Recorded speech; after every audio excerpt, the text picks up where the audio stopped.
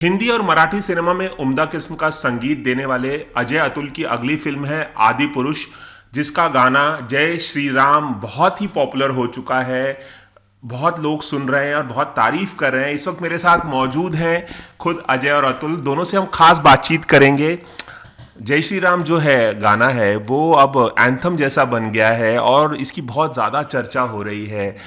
अगर व्यूज की बात करें तो 100 मिलियन से भी ज्यादा व्यूज हो चुके हैं इसके। क्या कुछ कहना चाहेंगे इस गाने के बारे में, इसके कंपोजिशन के बारे में, क्योंकि इसका ऑर्केस्ट्रेशन जो है वो बहुत ही अलग है और आप लोगों का जो स्टाइल है उससे बहुत मैच करता है। हम मैच करेगा क्योंकि हमने किया है। Actually more than that I would love to say something about it. See, ये श्री राम, ये नाम ही इतना इम्पोर्टेंट है कि ये तो 100 millions and all that doesn't matter. ये उससे ज़्यादा है बड़ा। और हमारे लिए हमने सिर्फ हमसे जो हो पड़ा, हमसे जो हुआ वो हमारी एक जो एक आई कुड से तेरा तुझको अर्पण जो हम लोग कहते हैं ना, हमारे लिए वो है। जो भी है हमारे पास ज्ञान, जो भी है हमारे पास, जो भी गुण है, वो सभी उनको उनके चरणों में अर्पित किया है। तो हम तो उसी से खुश है कि हम ये कर पाए, ये मौका हमको भगवान ने दिया और ये हम कर पाए। इसी से हमको बहुत खुशी है। और इससे बहुत ज़्यादा खुशी हो रही है कि लोग इसको इतना सराह रहे हैं, इतना प्यार कर रहे हैं। They have given a space from their heart for this song and we are happy. हम चाहते थे कि एक ऐसा गाना करें जो लगे कि पूरा भक्ति से भरा हुआ, लेकिन भजन, एंटायरली भजन, जैसे एक भजन का जो नॉर्मल ऑर्केस्ट्रेशन होता है उस तरह से ना हो। ऑर्केस्ट्रेशन सिनेमैटिक हो, एकदम थंपिंग, एकदम earth shattering kind of a thumping beat हो, एक्सट्रीम ऑर्केस्ट्रा का सपोर्ट हो, more than grand, larger than life sound हो। बट सिंगिंग में इतनी सादगी हो, इतनी भक्ति हो कि we wanted it to be like बहुत भक्ति भरा गाना। And it turned out so well. We were all happy when we have done that, and since then rest of the things you are saying, we are happy. Atul, आप बताना चाहेंगे कुछ इसके recording के बारे में और क्या ब्रीफ था? आप लोगों ने पहले भी ओम राउत के साथ काम किया है, तानाजी का म्यूजिक कंपोज किया था। कुछ बताना चाहेंगे इस गाने को लेकर, जय श्री राम, और इतना बड़ा हिट हो जाएगा आप लोगों को अंदाजा था? शुरू में जब ये ओम ने हमें ये स्टोरी नरेट की थी, और नरेट करने के बाद एक होता है, हमारे लिए ऐसा होता है कि जब भी डायरेक्टर हमें कोई स्टोरी नरेट करता है तो एक सवाल पूछा जाता है उसकी तरफ से, जो हम लोग ऐसा लेते हैं कि ये अभी इसका जवाब हमें देना है गानों के माध्यम से। तो सबसे पहला गाना ये दिमाग में आया था, वो यही आया था, जय श्री राम। और तब तक एक होता है ना, जो पहले जब गाना ये क्रैक होगा, जब ये गाना ऐसा था जो सुनने के बाद यूनिट में जितने भी लोग थे, जिसको भी अपने इमेजिनेशन में जो विजुअल्स आ रहे थे, जो चीज़ें आ रही थी, जो अपना इनपुट हो रहा था, सब लोग आके ये गाना सुनने के बाद एक पॉइंट पे आके सबके सामने एक पिक्चर आ गया कि अच्छा, हाँ, अपने को इतना ग्रैंड जो भी है वो अपने को करना है। और ये यू कैन से एक तरह से एक हम लोग अंधेरे में कहीं चल रहे हैं म्यूजिकली, हम जो सब लोग जा रहे थे, तो एक छोटा सा दिया दिखता है ना, वैसे ये गाने ने पूरा एक छोटा सा ये गाना आया और पूरा सबके सामने पिक्चर क्लियर, एक उजाला हो गया कि अच्छा, ये म्यूजिकली ये तो क्या ये पहला गाना था जो आप लोगों ने रिकॉर्ड किया आदि पुरुष के लिए, ऐसा बोल सकते हैं? Yeah, this was the first song. This was the first song.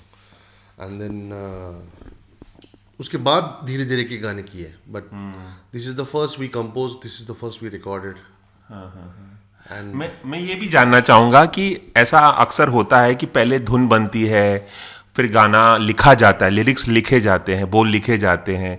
तो इसकी पहले धुन बनी थी या इसके लिरिक्स लिखे गए थे, और कैसे हुआ? मतलब धुन ही पहले बनी थी, इसकी धुन पहले बनी, देन उसका लिरिक्स सारे बने। आजकल अमूमन सारे ही गाने ऐसे होते हैं, बिकॉज अभी ये तो ये कोई चर्चा की भी बात नहीं रही, बट या इसकी धुन पहले बनी थी। बहुत ही कम बार ऐसे होता है अगर कोई सीरियसली कोई आरती है या तो कोई बहुत सिचुएशनल ऐसा गाना है जो बहुत बहुत आउटस्टैंडिंगली लिखा गया है, देन फिर उसका एडेप्टेशन करते हैं हम लोग, फिर उसको कंपोज होता है। बट या इसके तो मैक्सिमम सारे ही गाने हमने धुन पहले बनाई थी। आप लोग मराठी फिल्मों में जितना संगीत देते हैं, जितना पॉपुलर आप लोगों का संगीत है, सायराट का संगीत तो पता नहीं कितनी सदियों तक बजता रहेगा, लोगों के जहन में बसा रहेगा। हिंदी फिल्मों में भी आप लोगों ने कई फिल्में की हैं, अग्निपथ हो, तानाजी हो, अगर और अभी आदि पुरुष की बात करें, आप लोगों का जो सायराट के गाने जो थे वो करण जौहर की फिल्म धड़क में भी इस्तेमाल हुआ और उसका संगीत भी वहाँ इस्तेमाल हुआ। क्या कुछ कहना चाहेंगे जिस तरह से अजय अतुल का जब नाम आता है, जो स्टैंप आता है किसी म्यूजिक पर, तो एक अलग तरह का वो क्रिएट होता है और लोगों की उम्मीदें जो क्रिएट होती हैं आप लोगों से, कहीं प्रेशर महसूस होता है आप दोनों को इस बात का कि अजय अतुल का संगीत है? The good thing is Ajay Atul का संगीत है तो अजय अतुल को नहीं प्रेशर होता है। अच्छा। नहीं होता है सर, प्रेशर लेके नहीं काम होता है, क्योंकि ना कि मराठी का भी ना हिंदी का भी, और शायद किसी ने भी नहीं करना चाहिए। प्रेशर से नहीं होता है, क्योंकि ये उम्मीदों का प्रेशर ना शायद बहुत ज़्यादा ओवरवेलमिंग हो सकता है, लेकिन एक्चुअली अगर हम तो हमेशा सोचते हैं यही है कि जो कर रहे हैं वो अगर हमको एक दूसरे को पसंद आ रहा है, then we will be sure, then हमको मालूम होता है कि हाँ ये हम अभी हमारे डायरेक्टर को सुना सकते हैं, और अगर हमारा डायरेक्टर उससे कन्विंस है देन हमको फिर पूरा एक कॉन्फिडेंस आ जाता है सबको, and then we all are like in a same thought. So इस चीज़ का you can not take pressure while composing, because that will be too ruthless on your self. जितना इजीली, जितना मन मुक्त रख के काम होगा तो आपको, क्योंकि बाकी सोचने के बहुत सारे और भी एरियाज होते हैं, क्योंकि वो ज़्यादा इंपॉर्टेंट होते हैं। आपकी खुद की इमेज से बहुत ज़्यादा बड़ा काम होता है, सो हम उसकी ज़्यादा चिंता करते हैं हमसे ज़्यादा। ओम राउत का इस पूरी फिल्म के संगीत को लेके क्या वन लाइनर जो ब्रीफ होता है किसी भी डायरेक्टर का या मेकर का, कोई ऐसा ब्रीफ था कि किस तरह का संगीत? उसका ब्रीफ तो ऐसा नहीं था, बट जो चीज़ें उसने एक्सप्लेन जो कर रहा था ना, वो बहुत इंटरनेशनल थी। और international, when I am saying international, इसका मतलब ना विजुअली बहुत स्ट्रॉन्ग और वेरी सिनेमैटिक, और एक जो स्टोरी हम सबको पता है, बट उसके विजुअल और वो जो पूरी दुनिया है, वो एक उसने उसके अंदर के बच्चे ने देखी हुई दुनिया, ऐसा मैं कहूँगा कि उसने अपने हिसाब से श्री राम जी को देखा है, उसने अपने हिसाब से जानकी को देखा है, और बाकी उसके अड़ोस पड़ोस में, मतलब जो जहाँ जो जगह पे वो पूरी कथा हो रही है, तो उसने अपने हिसाब से अपनी लंका डिज़ाइन की है। तो ब्रीफ उसका नहीं था, बस एक चीज़ थी कि जो हमें पहचाननी थी कि उसको जस्टिफाई होने वाला म्यूज़िक अभी हमें करना पड़ेगा, तो जो कि बहुत ही ग्रैंड हो, बहुत ही नया हो कुछ। ये दुनिया आज की तारीख में आज के बच्चों को कुछ, आज के बच्चों के ऊपर एक ऐसा संस्कार हो जो ये देखने के बाद तो वो लोगों को, रामायण तो हमने भी देखी है, हमने भी सुनी है, बट आज जो टेक्नोलॉजी है और आज जिस तरह से सिनेमा में विजुअल्स आते हैं, ग्लोबली मैं बोल रहा हूँ, वो ग्लोबल तरीके का टेक्निक और टेक्नोलॉजी के हिसाब से ये अपना ये स्टोरी आज के बच्चे देखेंगे, तो वो हिसाब से म्यूज़िक भी उसका होना चाहिए। ये हमने जान लिया। मेरा अगला सवाल यही था कि भले ही आदि पुरुष के को लेकर तमाम तरह की बातें हो रही हो, लेकिन आप लोग क्या कहना चाहेंगे इस रामायण के बारे में? ओम राउत ने जो विजुअलाइज किया है राम, और आज की जनरेशन के लिए भी उन्होंने कहा था कि आज की जनरेशन भी ये फिल्म देखे, इसलिए उन्होंने बनाई है। पुरानी पीढ़ी तो देखे ही, इसलिए नए अंदाज में पेश किया। आप लोग क्या कहना चाहेंगे, कितनी अलग है ये फिल्म? क्या आप लोगों ने ये फिल्म देखी और कुछ बताना चाहेंगे कि कितनी अलग होगी बाकी रामायण से? क्योंकि बहुत सारी रामायणें आ चुकी हैं टीवी पर की, रामायण की हम बात करें और बाकी तमाम, एक हमारी एक नजरिया बना हुआ है रामायण को। आप लोग क्या कहना है, कितनी अलग है ये फिल्म? अलग नहीं हो सकती, रामायण है। नहीं, प्रेजेंटेशन मेरा मतलब सिर्फ विजुअल रिप्रेजेंटेशन अलग हो सकता है, क्योंकि ये थोड़ा और मोर कंटेम्प्ररी, मोर टेक्नोलॉजी ओरिएंटेड है। So that is what it will make it even more grand, even more. थोड़ा कई बार हो जाता है कि अपन कई चीजें सिर्फ सेट की वजह से होती थी, अब यहाँ पे वो मैटर ही नहीं था उनके लिए। बहुत पूरा का पूरा स्क्रीन भर भर के सेट हो सकते थे। So he has literally bigger canvas to paint, and I think it is all turning out beautifully. So yeah, it will go on. Change नहीं हो सकता। सबकी मनीषा, सबका इच्छा, सबकी धारणा यही है कि जितना अच्छा ग्रैंड करे, जितना अच्छा और ब्यूटीफुल करे, that is what we are all trying, and I think now it is all ready to launch.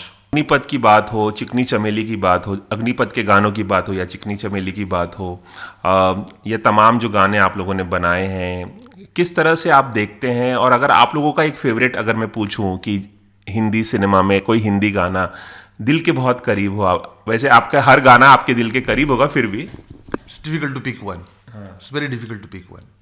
अच्छा, तो क्या जाते जाते इंटरव्यू खत्म करते हुए मैं ये गुस्ताखी कर सकता हूं कि आप लोग जय श्री राम के कुछ अगर एक स्टैंजा सुनाए, गाना सुना दे जाते जाते हमारे दर्शकों को? या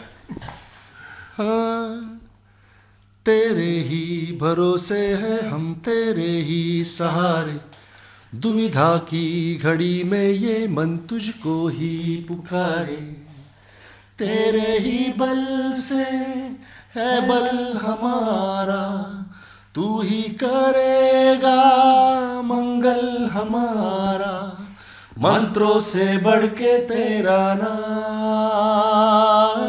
जय श्री राम, जय श्री राम, जय श्री राम, राजा राम, जय श्री राम, जय श्री राम, जय श्री राम।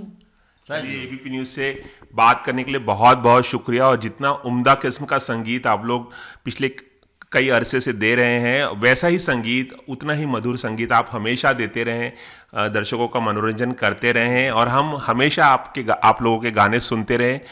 यही शुभकामनाएं हैं और यही कामनाएं हमारी। बहुत बहुत शुक्रिया। Thanks a lot. Cameraman Ravi Panchal के साथ रवि जैन, एबीपी न्यूज, मुंबई।